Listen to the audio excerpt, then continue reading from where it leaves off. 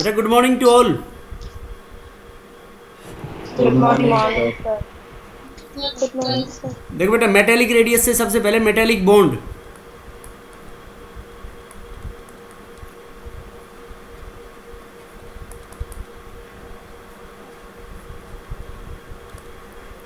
देखो बेटा metallic bond कैसे बनता है।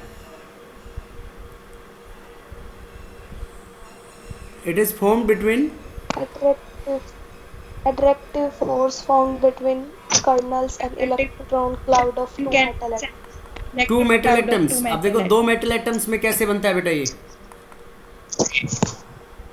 देखो as metals are highly electropositive,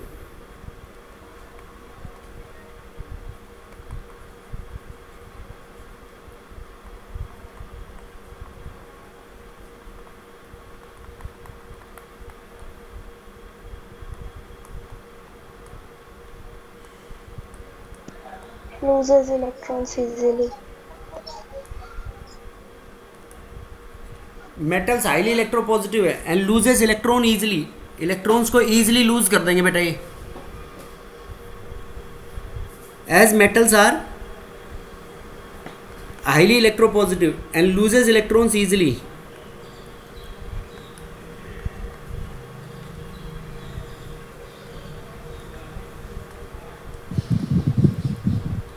So Kernels. positively charged nucleus known as Kernels. Kernel Kernels and electron cloud. उनको कर्नल्स बोलेंगे an electron cloud.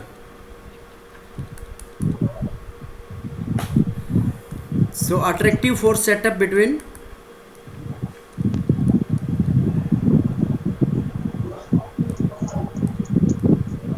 Kernels non-electric.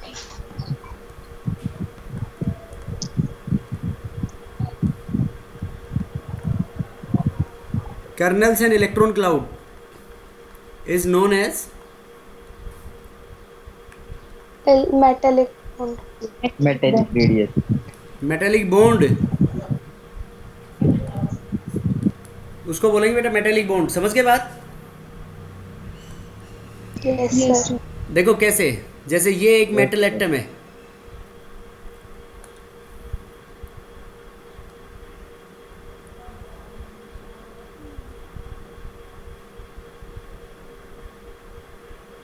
उसके बाद ये एक मेटल एटम है।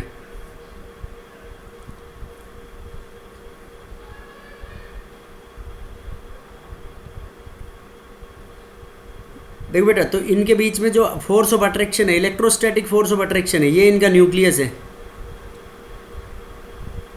तो इनके बीच का ये जो डिस्टेंस है, ये वाला डिस्टेंस, इसको हम क्या बोलेंगे, D M M, metallic distance, D M M. अब ये इनका हाफ, तो आर मेटेलिक रेडियस बराबर क्या होगा बेटा, डी M M divided by two. Two. 2. D M M divided by two. Two. तो मेटेलिक रेडियस को हम कैसे डिफाइन कर सकते हैं बेटा, it is one half of the internuclear distance between the two bonded atoms. Between two metal atoms. Metallic radius it is One half of the internuclear distance between two metal atoms.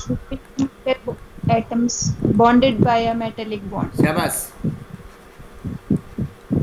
Internuclear distance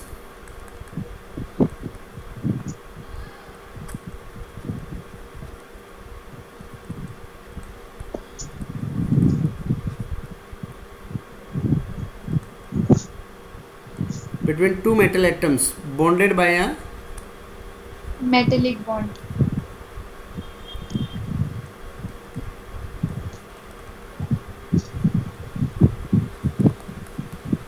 it is one half of the internuclear distance between two metal atoms bonded by a metallic bond। Metal. समझ गया बेटा। Yes. Yes अब sir बताओ metallic radius covalent radius से ज्यादा होगा या कम होगा। Sir, weaker than sir covalent. ज्यादा होगा Count. वीकर तो होगा बेटा। आर मेटेलिक ऐसे कह सकते हैं, ये मेटेलिक बॉन्ड ज्यादा होगा is weaker than covalent.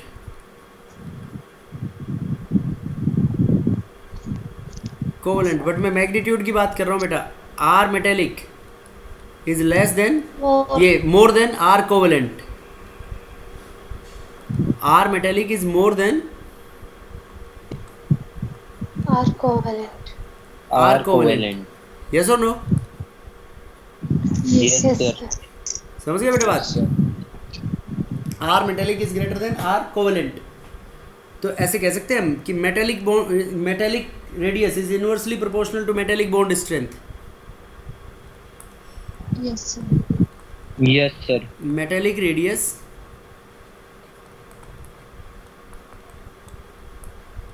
is inversely proportional to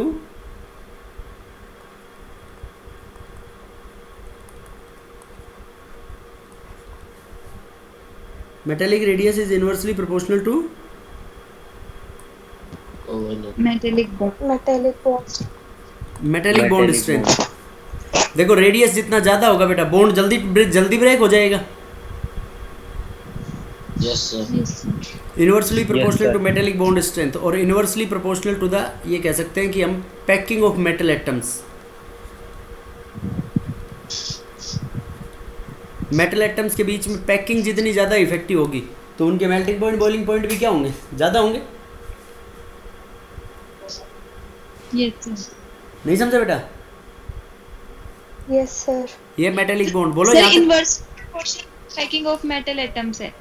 हाँ बेटा, inversely proportional to the packing of metal atoms. देखो पैकिंग जितनी, तो ये दोनों तो आपस में डायरेक्टली प्रोपोर्शनल हो गए ना। Bond strength is directly proportional to packing, कह सकते हैं नहीं? Yes, sir. Yes, sir. Bond strength is direct, जैसे टंगस्टन का मेल्टिंग पॉइंट हमने ये कहा था ना बेटा, मेटल्स के अंदर सबसे ज़्यादा होता है। तो टंगस्टन का Yes, मेल्टिंग sir. पॉइंट सबसे ज़्यादा है, तो क्या मतलब हुआ इस बात का? ये कह सकते हैं कि टंगस्टन के जो मेटल एटम्स हैं उनके अंदर मेटेलिक बॉन्ड स्ट्रेंथ ज़्यादा होगी। Yes, sir. Yes, sir. समझ गए बेटा बात? Yes, sir. बोलो इसमें कोई डाउट हो तो किसी को। No, No, sir. sir. No. उसके बाद नेक्स्ट इज कोवेलेंट। ये कोवेलेंट नहीं, सॉरी क्या नाम है, थर्ड, वंडरवाल रेडियस।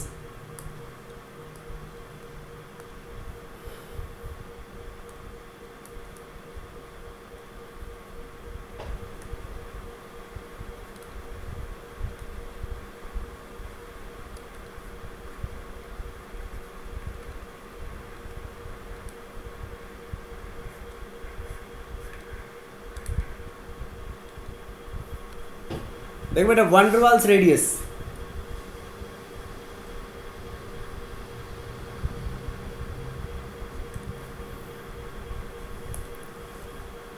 बताओ बेटा, वंडरवाल्स रेडियस को कैसे डिफाइन करेंगे?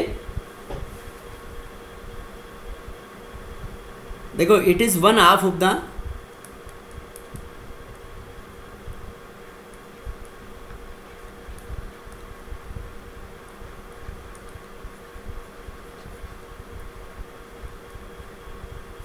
it is equal to 1/2 of the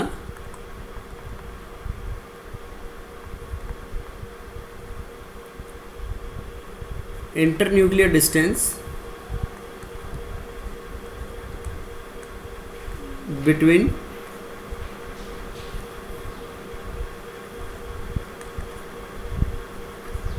two non-bonded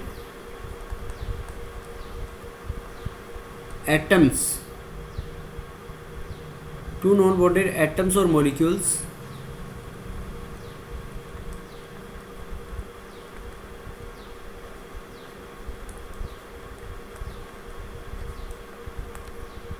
in their solid state. It is equal to 1/2 of the internuclear distance between two non-bonded atoms or molecules in their solid state. समझ रहे हो बेटा बात? It is equal to 1/2 of the internuclear distance between two non-bonded atoms or molecules in their solid state. देखो, for example noble gas है अपने पास, ये एक हीलियम का एटम है बेटा और ये दूसरा हीलियम का एटम है। तो देखो, इन नोबल गैसेस के बीच में आपस में बॉन्ड बनता है क्या बेटा? बेटा, नोबल गैसेस का ऑक्टेट कंप्लीट होता है ना? Yes, sir. तो सॉलिड स्टेट Yes, में ये sir. एटम्स देखो ऐसे नज़दीक नज़दीक होंगे, ये हीलियम के दो एटम्स, तो ये इनके सेंटर पॉइंट से यहाँ से ये इनके 1/2 of the internuclear distance between the to non bonded atoms. तो यहाँ पे ये कह सकते हैं इनके बीच के ये जो डिस्टेंस है इसको हम बोलेंगे van der Waals distance. This is D van der Waals. तो आर वंडरवाल रेडियाई बराबर क्या होगा बेटा? D van der Waals By 2. D van der Waals divided by By 2। 2। देखो बेटा क्या देख रहे हो बताओ, पहले वाले जो पढ़े हैं तुमने उनसे क्या डिफरेंस नोट कर रहे हो इसमें? देखो नॉन बॉन्डेड, पहली बात तो बॉन्ड नहीं बन रहा इनके बीच में, कोई भी दूर दूर है, लेकिन ये कौन सी स्टेट में बेटा? सॉलिड स्टेट के अंदर। Okay Solid state. समझ गए बात? Okay yes sir. तो ये Yes, एटम्स sir. दोनों आपस में बॉन्डेड नहीं है, तो between two non bonded atoms और मॉलिक्यूल्स। तो ये तो हो गया एटम्स का एग्जांपल। अब देखो मॉलिक्यूल्स, मान लो मॉलिक्यूल ये एक आयोडीन का मॉलिक्यूल है, आई।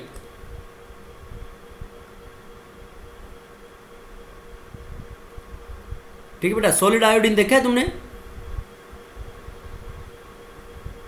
No sir. ये सॉलिड आयोडीन है बेटा ऐसे। तो सॉलिड आयोडीन के मॉलिक्यूल्स मान लो इतनी नज़दीक है, तो इतनी नज़दीक है तो ये दो बॉन्डेड है। देखो बेटा ये तो इनके अंदर रीजन ऑफ ओवरलैप हो गया, तो ये वाला जो रेडियस है इस रेडियस को मैं कोवेलेंट रेडियस बोल सकता हूँ बेटा।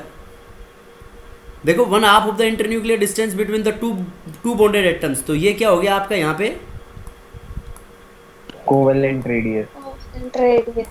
कोवेलेंट रेडियस आयोडीन का। अब देखो इनके जो न्यूक्लियस है, इन दोनों के न्यूक्लियस के बीच का जो डिस्टेंस है,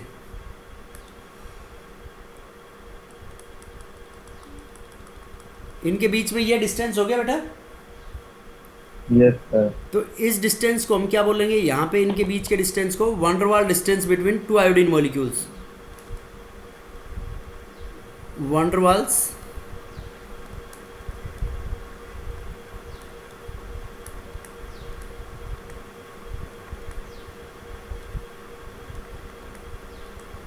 बिटवीन टू I2 मॉलिक्यूल्स, दो I2 के मॉलिक्यूल्स के बीच में बेटा ये वंडरवाल डिस्टेंस हो गया।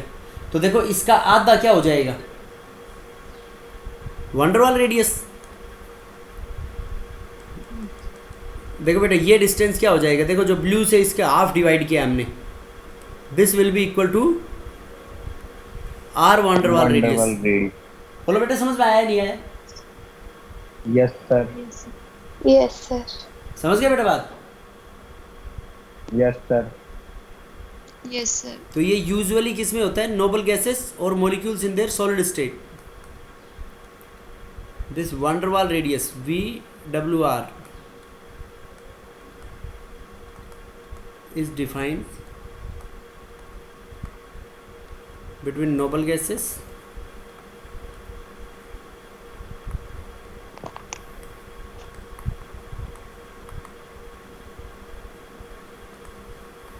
In their solid state. in their solid state और non polar molecules in their solid state.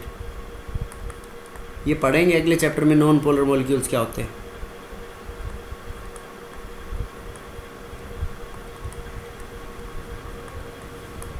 बेटा बोलो वंडरवाल रेडियस की डेफिनेशन समझ में आई या नहीं आई? Yes sir. Yes, sir. तो देखो अगर इसमें मैग्नीट्यूड की बात करें, अब इन ये तीन पढ़ लिए तुमने, तो तीनों में बताओ सबसे बड़ा वंडरवाल रेडियस, फिर उसके बाद मेटेलिक रेडियस, और फिर सबसे कम। Covalent. Covalent radius. बेटा बोलो बात सही है या नहीं है? Yes, sir. Yes sir. और देखो एक और इम्पोर्टेंट बात है इसमें, जो वंडरवाल रेडियस होता है is approximately equal to twice of covalent radius. किसी भी एटम्स और मॉलिक्यूल्स में उसका वंडरवाल रेडियस निकालना है सॉलिड स्टेट में, तो वो क्या होगा? Twice of covalent radius. Covalent radius. Covalent radius का क्या होगा बेटा? वो Twice. ट्वाइस। समझ गए बात? Van der Waals radius is twice of Yes. Covalent radius, मतलब 2 गुना ज़्यादा होगा वंडरवाल रेडियस कोवेलेंट रेडियस से।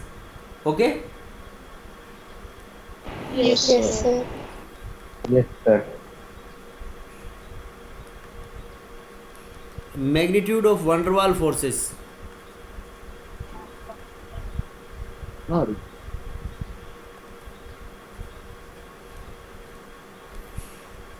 Is directly proportional to the atomic size और मोलर मास के डायरेक्टली प्रोपोर्शनल होगा बेटा। जिसका मोलर मास और जिसकी एटॉमिक साइज ज़्यादा, तो उसके अंदर मैग्नीट्यूड ऑफ वंडरवाल फोर्सेस भी क्या होंगे? ज़्यादा होंगे। समझ गए? Yeah. बोलो बेटा। Yes sir. Yes, sir. Yes, sir. Yes, sir. ये इनके वंडरवाल फोर्सेस के बारे में। अब उसके बाद next is ionic radius, fourth.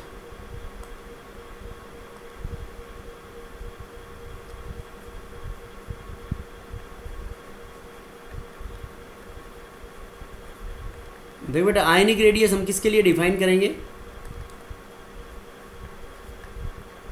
Ions. This is defined for ions. Ions दो तरीके के होते हैं अपने पास, एक तो कैटायन और एनायन। एक कैटायन और एक एनायन। कैटायंस कौन से होते हैं बेटा? नेगेटिवली चार्ज और positively charge. Yes sir. Yes sir. कौन हाँ कर रहा है ये चार्ज बेटा? Negatively charge. किसने यस करी है? Devendra. Devendra, cations negatively charge होते हैं। No sir, sir positively charge. फिर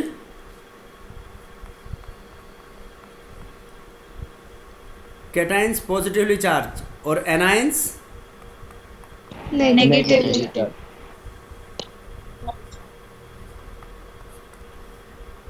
देख बेटा, अब ये आयनिक रेडियस पढ़ाने से पहले मैं आपको एक टर्म बताऊंगा, स्क्रीनिंग इफेक्ट।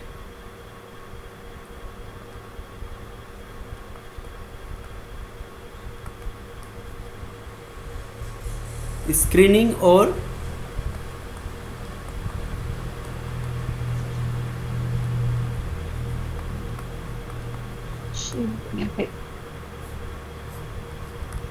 स्क्रीनिंग और शील्डिंग इफेक्ट।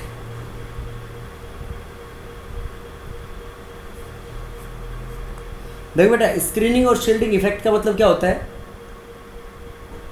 कि ये जैसे न्यूक्लियस है आपके पास और ये बाहर सेल्स हैं, तो इन सेल्स के अंदर इलेक्ट्रॉन्स होते हैं ना बेटा?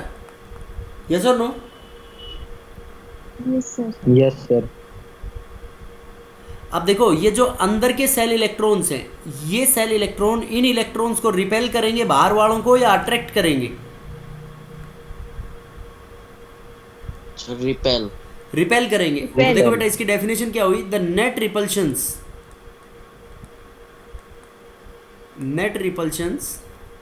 सर पुश करेंगे सर बाहर की साइड। हाँ, पुश करेंगे, शाबाश। Net repulsions created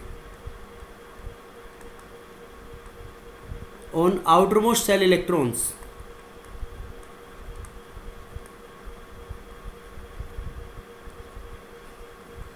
by the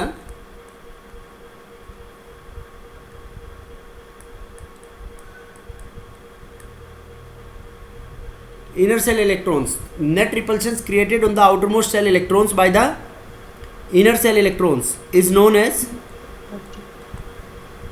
screening और shielding. Training or shielding effect. शाबाश, उसको बोलेंगे हम स्क्रीनिंग और फिर सर शील्डिंग कैसे हुआ? शील्ड और स्क्रीन का मतलब उनको बाहर की तरफ रिपेल करना, उस फिनोमिनन को बोलते हैं स्क्रीनिंग। शील्डिंग। शील्डिंग और स्क्रीनिंग का मतलब एक ही है बेटा, ओवरऑल। Okay sir. मतलब वो शील्ड कर रहा है, उसको रिपेल कर रहा है, बाहर की तरफ धकेल रहा है उनको सिमिलर चार्जेस की वजह से। शील्डिंग का मतलब होता है repulsions created by the similar charges. Okay sir. नहीं समझे बेटा बात? समझ गए सर। समझ गए। यस। देखो, स्क्रीन करना, स्क्रीन का मतलब क्या होगा? वैसे तुम जनरल सोचो, केमिस्ट्री को भूल जाओ। अब स्क्रीनिंग का मतलब क्या होता है? जैसे सर स्क्रीन के शो ऊपर करना, सर दिखाना। नहीं, स्क्रीन के ऊपर कुछ दिखाना। यस और नो? हाँ सर। तो Yes, sir. स्क्रीनिंग तो मतलब कुछ, स्क्रीनिंग का मतलब क्या होता है? जैसे आउटर मोस्ट सेल इलेक्ट्रॉन्स हो गए स्क्रीन, और इनर सेल इलेक्ट्रॉन्स, तो वो सिमिलर चार्जेस की वजह से स्क्रीन मतलब उनको बाहर की तरफ दिखाएंगे। समझ गए बेटा बात? Okay sir. Yes sir. Yes sir. तो उसको क्या बोलेंगे हम? स्क्रीनिंग। और शील्डिंग का मतलब ऐसे बिजली होती है जब उसके अंदर, नहीं सुना तुमने? शील्डिंग बेटा बिजली होती है तो ऐसे कहते हैं ना, शील्डिंग होगी, शील्डिंग। शील्डिंग का मतलब जैसे ये कोई भी बैरियर बन गया एक बीच में, यूं जैसे गाड़ी के अंदर इस शील्डिंग होती है, गाड़ी के अंदर बिजली नहीं पड़ेगी, ये मेटेलिक शील्डिंग होगी। तो ये गैप क्रिएट हो गया, तो इसकी वजह से फिर ये क्या हो जाएगा? रिपेल हो जाएगा बाहर की तरफ। तो ये किसकी वजह से हो रहा है? ये हो गए इसके अंदर बीच के सेंटर इलेक्ट्रॉन्स और इनर इलेक्ट्रॉन्स, तो उनकी वजह से नेट शील्डिंग क्रिएट होगी उसके ऊपर। समझ गए बेटा बात? Yes sir. Yes sir. बोलो। Yes yes. अब देखो एक टर्म इसके अंदर आती है Z effective.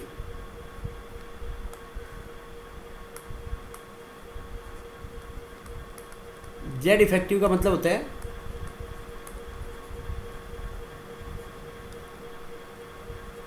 Net charge on the nucleus. बेटा न्यूक्लियस के ऊपर चार्ज किसके बराबर होता है?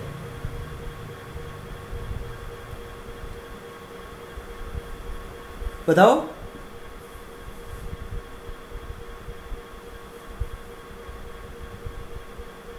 अरे बोलो बेटा, net charge on the nucleus होता है charge on nucleus due to presence of protons.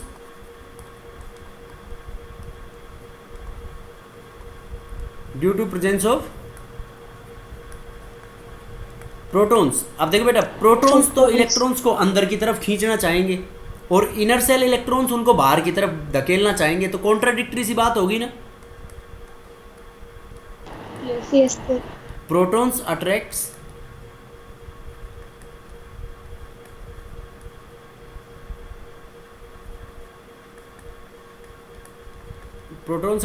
outermost cell electrons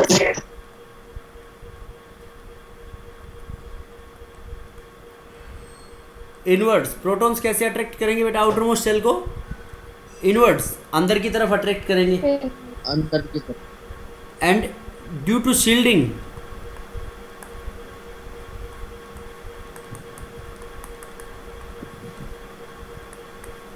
shielding electrons are repelled outside of the electron.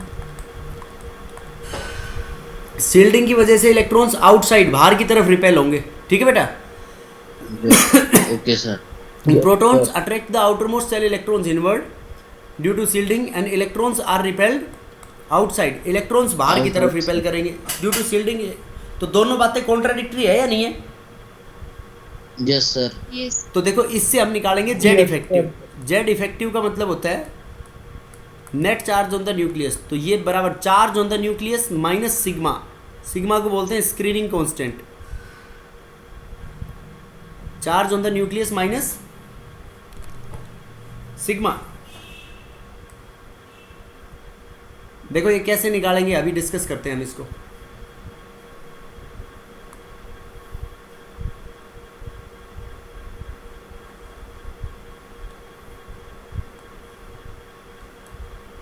Z minus sigma. Z is the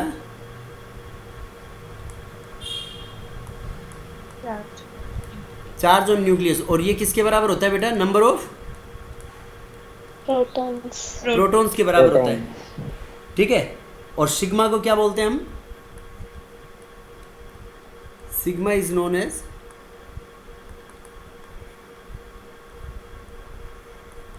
Screening constant. सिग्मा को बोलेंगे शाबाश screening constant.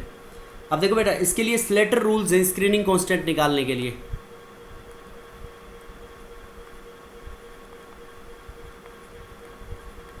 Slater rules for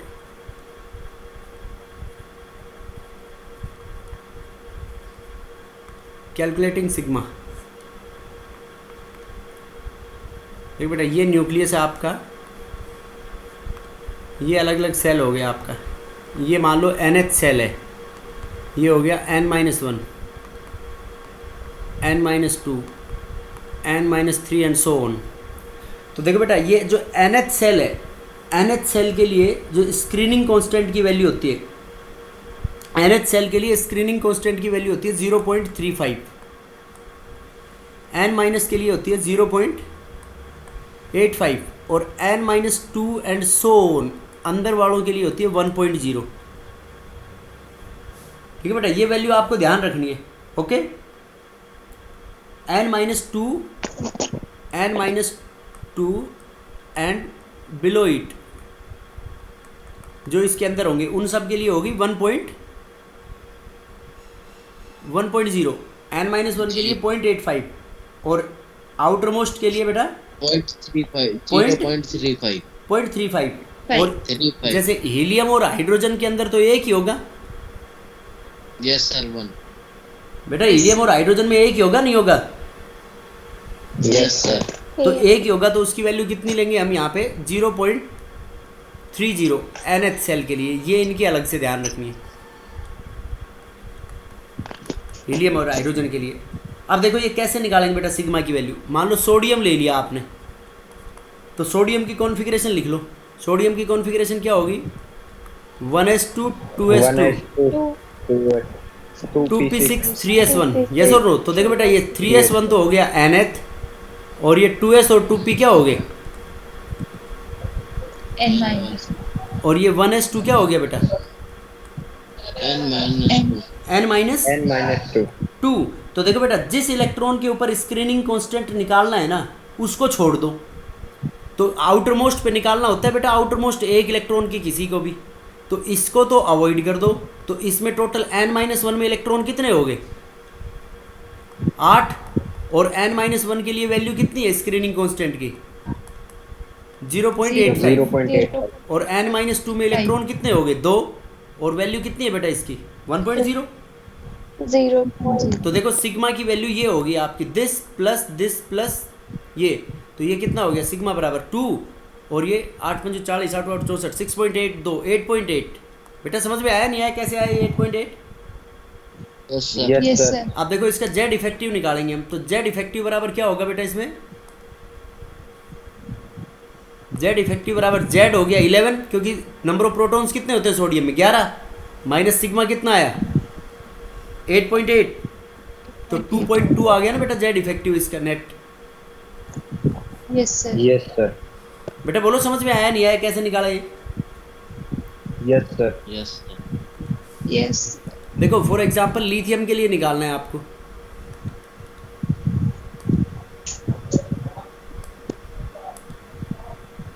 ये कहाँ की news आ गई इसमें?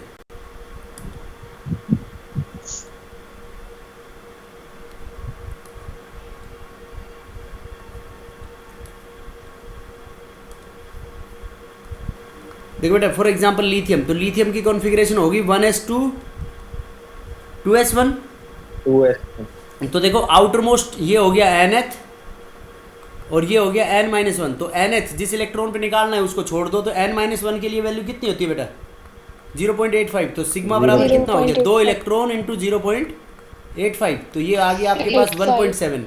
तो जेड इफेक्टिव क्या आ गया? इसका एटॉमिक नंबर है 3, तो 3 माइनस 1.7। यस और नो? 1.3. बोलो बेटा। Yes sir. Yes sir. बेटा समझ आया नहीं आया? Yes sir. Yes sir. Lithium, beryllium, देखो बेरिलियम की कॉन्फ़िगरेशन होगी 1s2 2s2। तो ये तो हो गया NH और ये N-1। एक इलेक्ट्रॉन जिस पे निकालना है उसको छोड़ दोगे बेटा? Yes sir. Yes sir. तो देखो आउटर मोस्ट के लिए सिग्मा बराबर हो गया आपका 0.35। तो आउटर मोस्ट में 2 इलेक्ट्रॉन है, एक को छोड़ दो तो एक बचा। N- के लिए 0.85 इंटू 2, तो बताओ कितना आ गया? 0.35 प्लस 1.7। यस और no? Yes Yes. sir. Yes sir. बेटा 0.35 प्लस 1.7 कितना हो गया ये? 2.05। 2.05. 2.05। तो जेड इफेक्टिव क्या आ गया इसका? 4 माइनस Minus 2.0. 2.05। तो बताओ 4 माइनस 2.05 करेंगे तो कितना आ गया ये? 1.095। 1.095 या 1.95? 1.95. 1.95। बेटा बोलो, समझ आ रहा है नहीं आ रहा? Yes, sir. Yes, sir. तो जेड इफेक्टिव देखो, लिथियम जेड इफेक्टिव का मतलब net charge on the nucleus, तो न्यूक्लियस के ऊपर नेट चार्ज होगा बेटा प्लस, तो 1.7 से 1.95 बढ़ा या घटा? बेटा मम्मी को बाद में बुला लेना, ये चार्ज बताओ बढ़ा या घटा? Bada. बढ़ गया। तो ये चार्ज बढ़ गया तो Yes. बताओ क्या होगा इसके अंदर, साइज कम होगी या ज्यादा होगी इससे? ज्यादा। बेटा ज्यादा कैसे होगी? न्यूक्लियस के ऊपर नेट चार्ज बढ़ेगा प्लस का चार्ज, तो इलेक्ट्रॉन्स को अट्रैक्ट कर लेगा वो अंदर की तरफ, यस सर। तो अंदर की तरफ अट्रैक्ट करेगा तो साइज कम होगी ज्यादा होगी? Come. कम। तो ऐसे कह सकता हूँ बेटा मैं, देखो note,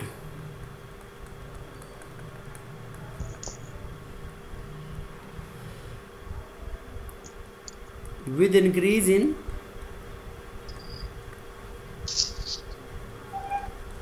Z effective size, Z effective बढ़ने की वजह से साइज के ऊपर क्या फर्क पड़ेगा बेटा? Size decreases Decreases. because net charge on the nucleus increases, net charge on the, नहीं play- क्या बेटा? सर रिपीट करना ये। बेटा जेड इफेक्टिव जितना बढ़ेगा, जेड इफेक्टिव का मतलब होता है net charge on the nucleus, yes sir. तो न्यूक्लियस के ऊपर नेट चार्ज कौन सा होता है बेटा? न्यूक्लियस के ऊपर प्लस का चार्ज होता है, तो प्लस का चार्ज बढ़ेगा तो साइज कम हो जाएगी ना, इलेक्ट्रॉन्स को अट्रैक्ट कर लेगा वो अंदर की तरफ। Yes sir. यस तो देखो लिथियम और बेरिलियम में कौन छोटा होगा? ये कह सकता हूं मैं, size of lithium will be greater than size of beryllium. Yes Yes, sir. sir. बेटा बोलो क्लियर है या नहीं बात? Yes sir. Yes, sir. Yes अब देखो बेरिलियम के बाद कौन आता है? बोरोन। तो बोरोन की कॉन्फ़िगरेशन क्या होगी? 1s2 2s2, 2s1. 2s2 2p1। पारल बता बेटा इसमें कितना होगा? देखो जेड तो इसमें हो गया 5 माइनस सिग्मा निकालना है, तो सिग्मा निकालो इसका। देखो ये आउटर मोस्ट, ये तो हो गया पूरा nth,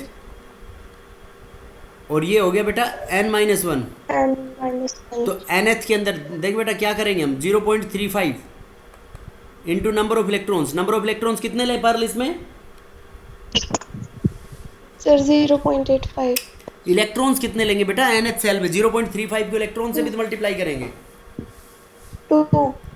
2, शाबाश। जिस इलेक्ट्रॉन पे निकालना है उसको छोड़ देंगे, प्लस 0.85 इंटू 2। यस और नो?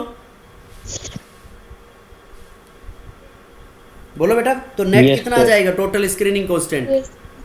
देखो 0.85 का तो आ रहा था 1.7, और इसका कितना आ जाएगा? 0.35 के डबल 0.7, ये आ गया 1.7 और ये 0.7, कितना आ गया बेटा ये? 1.7 और 0.7 कितना आ गया? 2.4. 2.4। अब देखो बोरोन 5 माइनस 2.4 2.6. 2.6। तो बेटा और जेड इफेक्टिव बढ़ गया, तो बोरोन बताओ बेरिलियम से छोटा होगा बड़ा होगा?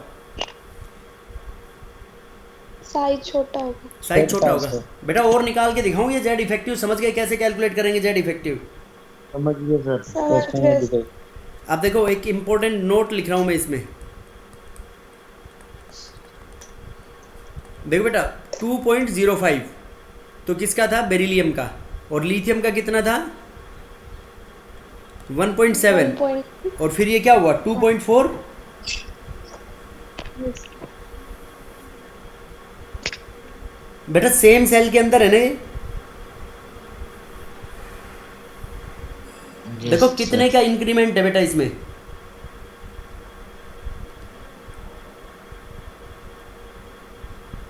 अरे बोलो किसमें सर? बेटा, यहां से देखो ना, ये जो इंक्रीमेंट था इसमें जेड इफेक्टिव 1.3 था, 1.3 के बाद कितना हुआ?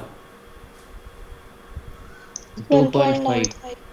2.5 नहीं, 0.5। और 2.05 के बाद जेड इफेक्टिव कितना आया? 2.6।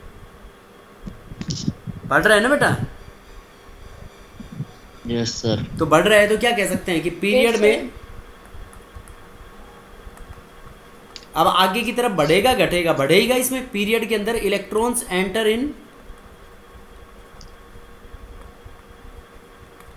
एंटर इनटू सेम सब सेल, या सेम सेल में एंटर होंगे बेटा पीरियड में, Yes, sir. Yes, sir.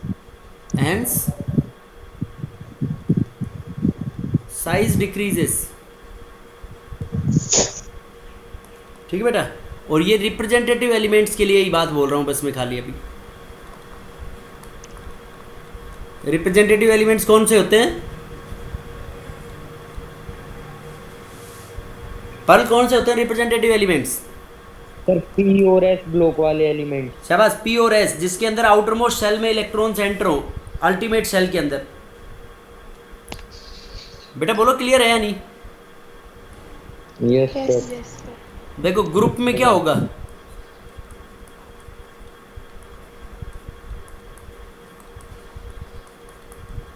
Group में बेटा top to bottom number of shells बढ़ेंगे ना? Yes sir. बेटा ग्रुप के अंदर नंबर ऑफ सेल्स बढ़ेंगे नहीं बढ़ेंगे? Top to Yes, bottom sir. Number of बढ़ेंगे। सेल्स इंक्रीजेस, सेल का नंबर बढ़ेगा, लेकिन हम ये कह सकते हैं कि number of shells increases but Size decreases. Size decrease क्यों होगी? Number of shells increases but electrons in valence shell, same sir. Valence shell में इलेक्ट्रॉन्स क्या रहेंगे बेटा इसके अंदर? Same. सेम, यस और नो? Same. इलेक्ट्रॉन्स सेम रहेंगे, Yes. तो जेड इफेक्टिव जो है वो जेड इफेक्टिव डिक्रीज हो जाएगा बेटा इसके अंदर, क्योंकि स्क्रीनिंग इफेक्ट ज़्यादा बढ़ेगा और शील्डिंग इफेक्ट क्या होगा उसमें कम बढ़ेगा। बेटा बोलो क्लियर है या नहीं? Yes, sir. Yes, sir. अरे समझ गए क्या बात? Yes, sir. Yes sir.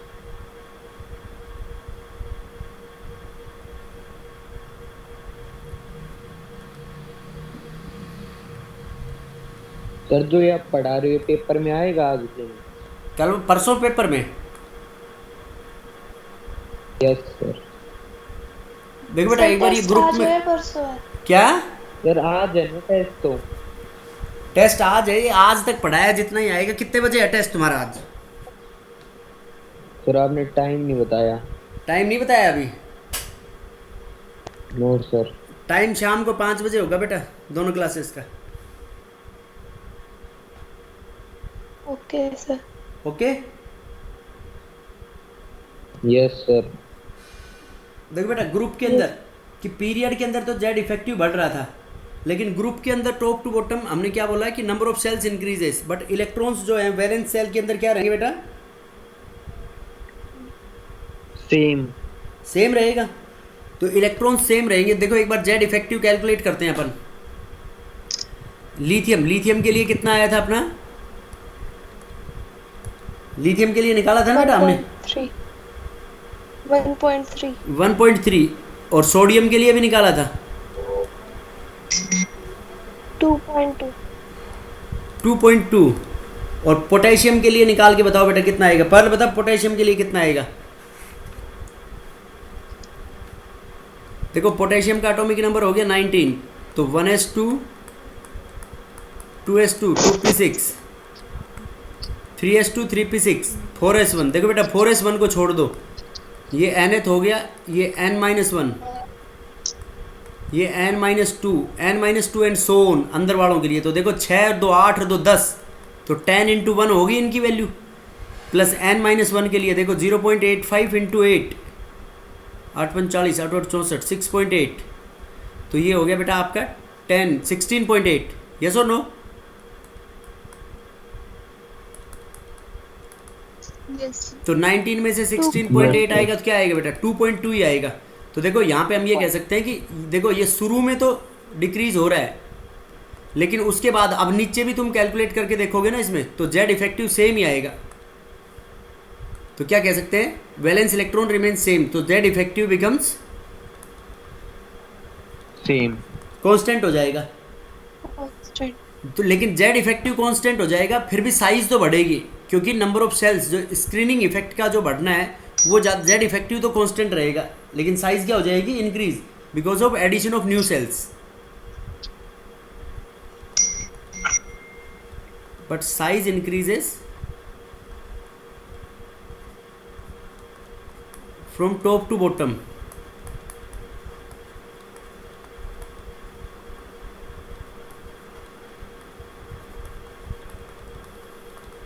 Because of addition of New cells. एक पीरियड का नंबर बढ़ेगा तो सेल का नंबर ये बढ़ जाएगा ना बेटा, सेल का नंबर उसमें. Yes sir. Yes, sir. अब देखो इसको अप्लाई करेंगे हम, इस कंसेप्ट को. क्या पढ़ रहे थे हम, आयनिक रेडियस. बेटा बताओ ये जेड इफेक्टिव और स्क्रीनिंग इफेक्ट समझ में आया नहीं आया? Yes sir. सर समझ में आ गया. ये जो आज पढ़ा रहे हैं ये टेस्ट में नहीं आएगा बेटा, कल तक का पूछेंगे. Okay sir. देखो आयनिक रेडियस दो तरीके का है.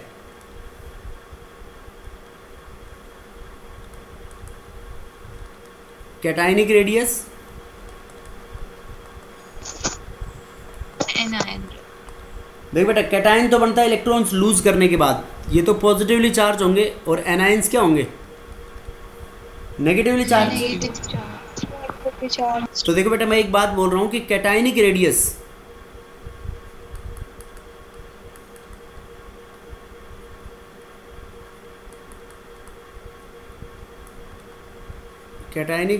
is always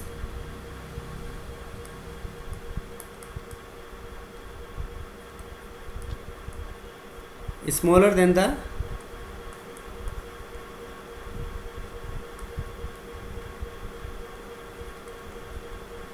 cationic radius is always smaller than the parent atom. Parent atom से कैटायन हमेशा छोटा होगा बेटा. पेरेंट एटम मतलब जिससे बड़ा है. बताओ क्यों? Because after removal of electrons,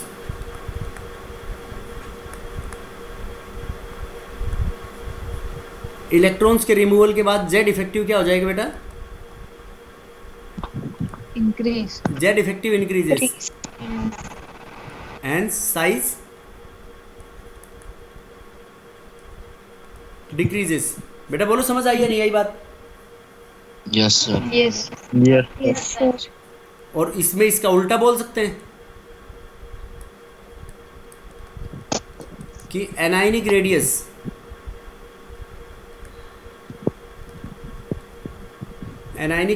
will be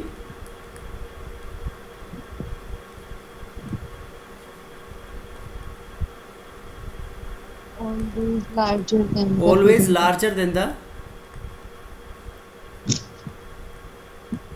Parent atom. Parent atom. Parent atom से हमेशा बड़ा होगा बेटा. क्यों?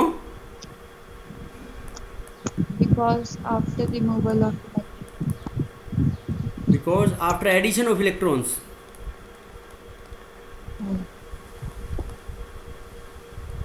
Z effective, decreases. Very good, Z effective decreases. कौन बोला? अनामिका. शाबाश. Z effective decreases. तो जेड इफेक्टिव डिक्रीज होगा तो क्या होगा इससे बेटा? Z effective decreases and size increases. Increases. अब देखो एक और ना बात बोलना चाह रहा हूँ मैं.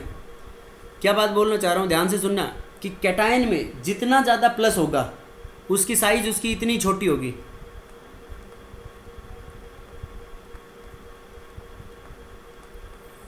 जितना ज़्यादा पॉजिटिव होगा. बेटा बताओ क्या मतलब हुआ इस बात का?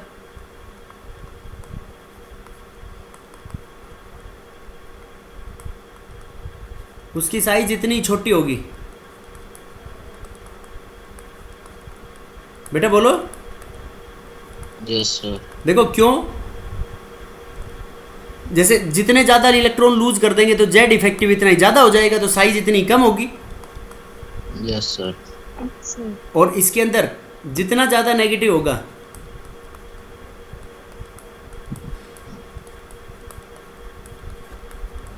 जितना ज़्यादा नेगेटिव होगा साइज इतनी इसमें क्या होगी अनामिका? ज्यादा से बढ़ ज्यादा। जाएगी। साइज इतनी ज़्यादा होगी। समझ गए बात? Yes sir. Yes sir. अरे बोलो, बात समझ में आई या नहीं आई? आ गई सर।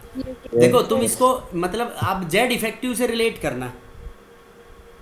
जैसे एक तो मैं जनरल ऐसे बोलते पेरेंट एटम से हम ये छोटा बोल रहे हैं, तो एक तो ले लो सोडियम तुम, और एक Na+ ले लेना, और यहाँ पे एक ले लिया फ्लोरीन और एक फ्लोरीन माइनस। अब दोनों का जेड इफेक्टिव निकालना, तो इसमें तो जेड इफेक्टिव Na+ का ज़्यादा आएगा और इसमें जेड इफेक्टिव F- का कम आएगा। तो जिसका जेड इफेक्टिव कम उसकी साइज ज़्यादा, जिसका जेड इफेक्टिव ज़्यादा उसकी साइज कम। बेटा बोलो, समझ आई या नहीं आई बात? Yes, sir. बाकी इसकी पीरियोडिसिटी और जो रिमेनिंग पार्ट है that we will discuss tomorrow. Okay yes sir. Okay बेटा, यस थैंक यू। सर।